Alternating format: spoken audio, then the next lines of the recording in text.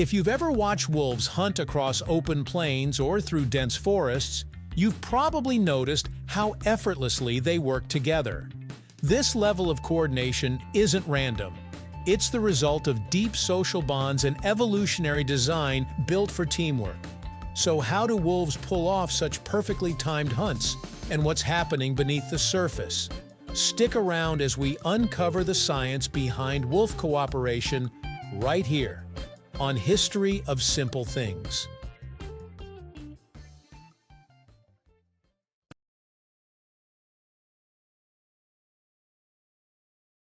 Wolves are highly social animals that live in family-based groups called packs. These packs aren't random collections of individuals. They're usually made up of parents and their offspring from multiple years.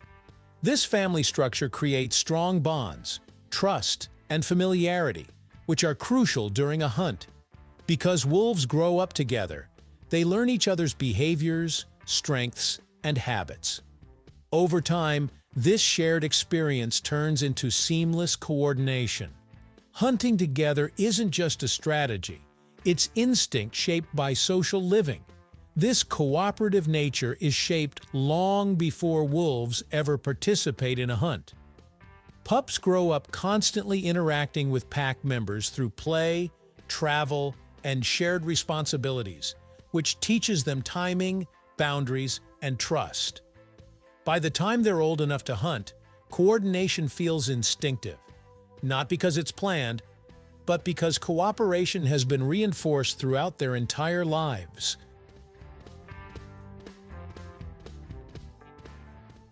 Despite popular belief, wolves don't have rigid roles like leader, chaser, or ambusher. Instead, roles shift dynamically during a hunt. A wolf that starts at the front may fall back later, while another suddenly takes the lead. This flexibility allows the pack to adapt to different prey and environments.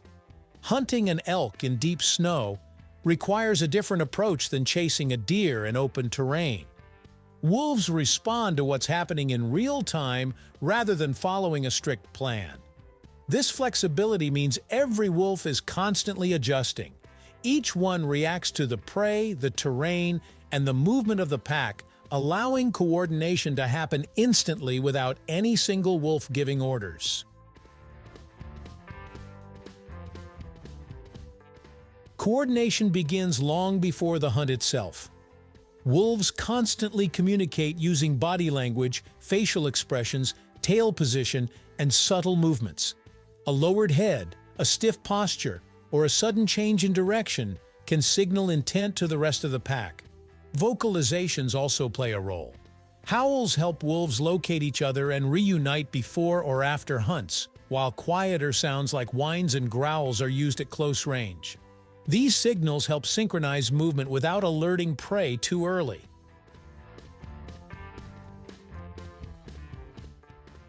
One of the most impressive aspects of wolf hunting is their ability to read one another instantly. Wolves are highly attuned to changes in speed, direction, and posture within the pack. If one wolf accelerates, others respond. If another veers to the side, it may signal an attempt to flank prey. This constant awareness allows the pack to spread out, surround targets, and apply pressure from multiple directions, all without verbal commands. Wolves don't just hunt prey, they hunt landscapes. They understand how terrain affects movement and stamina. Packs often guide prey toward deep snow, rocky ground, frozen rivers, or steep slopes where escape becomes harder. By subtly steering prey in certain directions, wolves conserve energy and increase success. This environmental awareness is learned over time and passed down through experience rather than instinct alone. Wolves rarely rush into a kill. Instead, they often test a herd first. They approach, provoke movement, and observe how animals react. A limping leg, slower response, or poor coordination can signal vulnerability. Once a target is identified, the pack focuses its effort. This selective hunting reduces risk and injury, which is crucial for survival. A wounded wolf may not survive winter, so smart decision-making matters.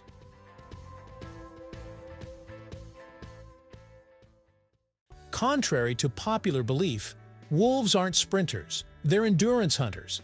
They rely on stamina rather than explosive speed.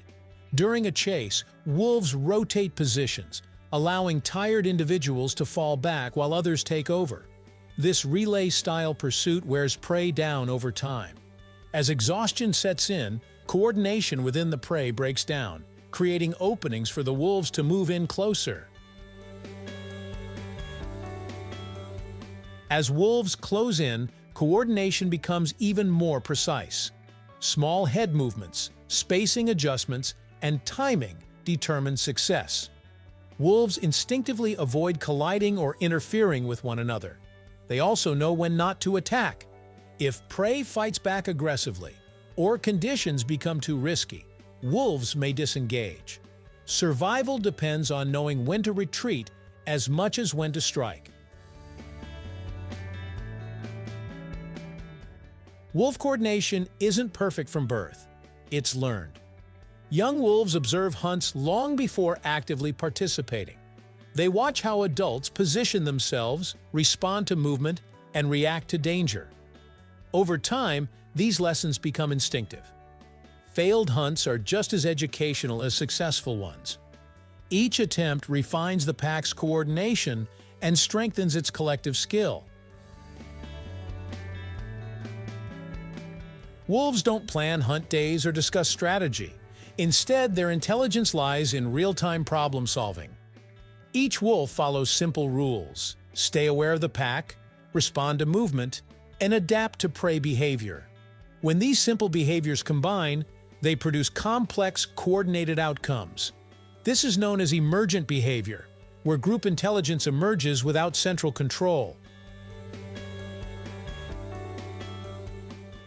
What appears to be a strategy is actually deep familiarity, shared instincts, and constant feedback.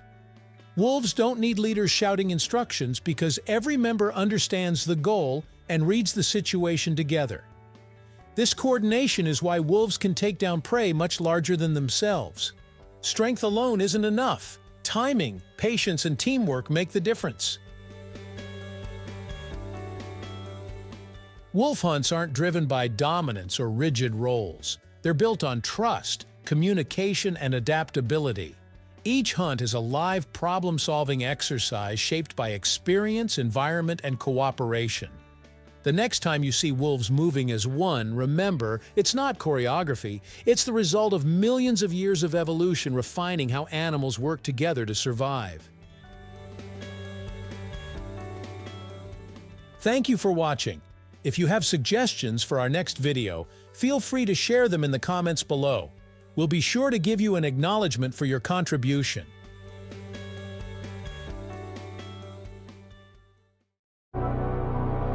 Thank you for joining us on this journey through the history of simple things. Don't forget to like, subscribe, and stay tuned for more stories woven through the smallest details.